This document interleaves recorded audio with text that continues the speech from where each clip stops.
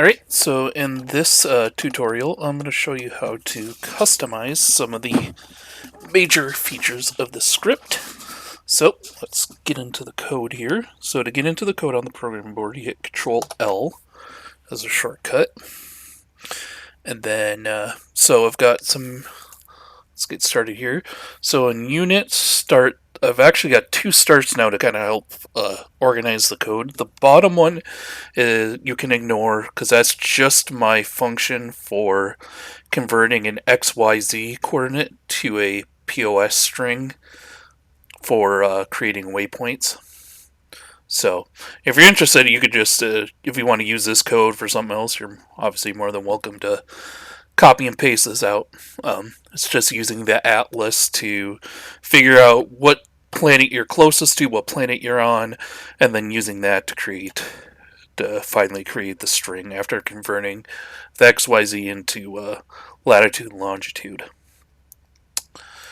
Now getting into the main code, one part that you can customize is this. This is the list of distance points that show up as buttons. So what you can do is if you want to have fewer buttons or a different list of buttons, maybe more accurate, less accurate, whatever, you can change this list and all the rest of the code will dynamically change. Just like here where I'm creating the buttons, I just move through that list, so it doesn't matter what numbers you put in that. As long as you put numbers in there, it's going to assume when you push that, that's what, and then when you activate, when you lock in a measurement, like if you go over here, option 3, it's using that to get what measurement you put in. So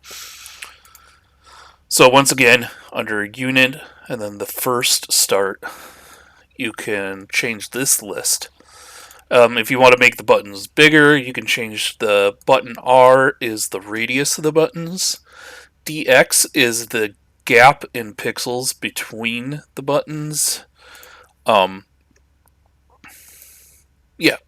And then current DI, that's just saying that you're going to start at the first button. So these are one index, so this is position 1 in the list, position 2, position 3. So that's just saying highlight the first button, have that be the default one. And then this is the code where I actually create the HTML for the buttons. So what you can do is this part right here is the code for the highlighted button. So I've recently made that so it's more colorblind friendly. So that's a version of yellow that's more colorblind friendly. And then this is the default outer circle, the rim of the circle. So if you want it to be a different color when it's not highlighted, you can change that. Then the other one I'd point out is right here.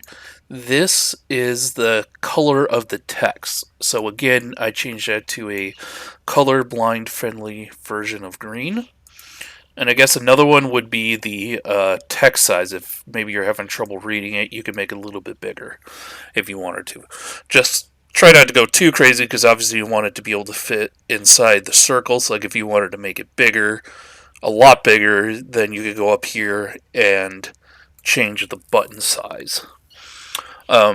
If you're having trouble, I'm going to put in my YouTube, I'm going to figure out a way to link to my Discord ID. So if you're running into any trouble with configuring this or making changes, feel free to message me on Discord and yeah, and I can help you out.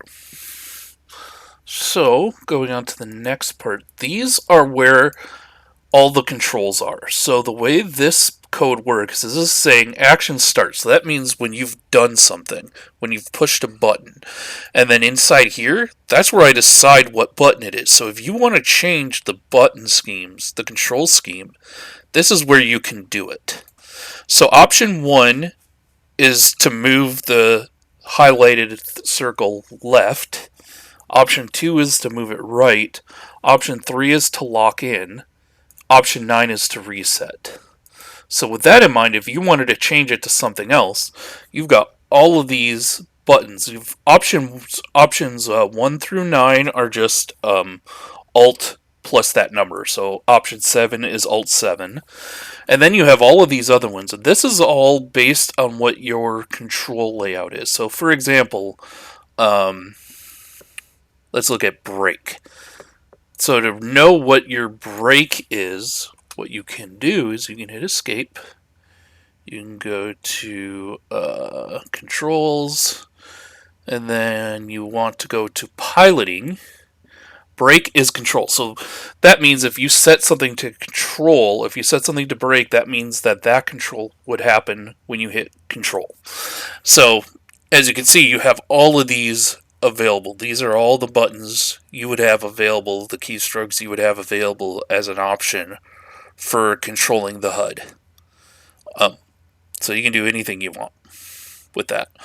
And then another thing you can do is you can add a alternate. These on the right this is the primary, this is the alternate. So like one thing I did is when I was playing around with making a video game, I assigned strafe, left, right, ascend, descend, a secondary option, right, which are just the left, right, up, down arrow keys on the keyboard. And so what I was able to do is I was able to then control the video game without also modifying, triggering these. So what you can do is you can then say, yeah. So then you could do that as well. If you wanted to use specific keys, you could assign them to something on here, assign that keystroke to something on here, and then you could access it that way. So going back to the code. So that's where you would do that. This is where you would do that. So if you wanted to change the key that moves left, you would go here, and let's say you wanted that to be option 7. You would hit that, and now you don't have to change any of this code. Now when I hit option 7, so if we want to see that in work, here, I'll fire it up. Now when I hit option Alt 1, nothing happens, but if I hit Alt 7, it's moving to the left. And Alt 2, still moving to the right. So you can see that's how you can change the control scheme. I'm going to keep that option 1 for me. And then the other thing to remember is when you modify code, you have to hit apply. So as a quick example, if I change this to option 7, but then I just hit escape, that doesn't lock in the change. Oh, that's right, I never changed it. I'm sorry, that was a bad example. If I change it back to option 1, and then I hit escape, it's still option 7, see?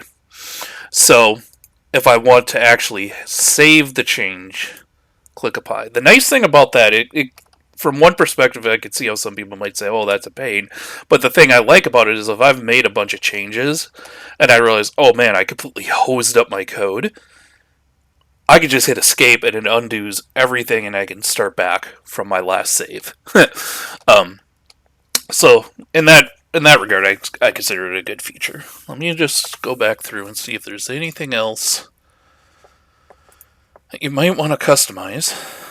Can't really think of anything. If you think of something else you might want to have customizable, then let me know, and I'll either try to, I'll maybe add another tutorial showing that. But I guess the only other thing is with all the output, if you don't like that, what you can do is you can look through the code and see where I have these system.prints. So if we go to start, I have my welcome code here. If you want to put some, so like if you wanted to change the button schemes, you could change the reminders here for whatever you set them to.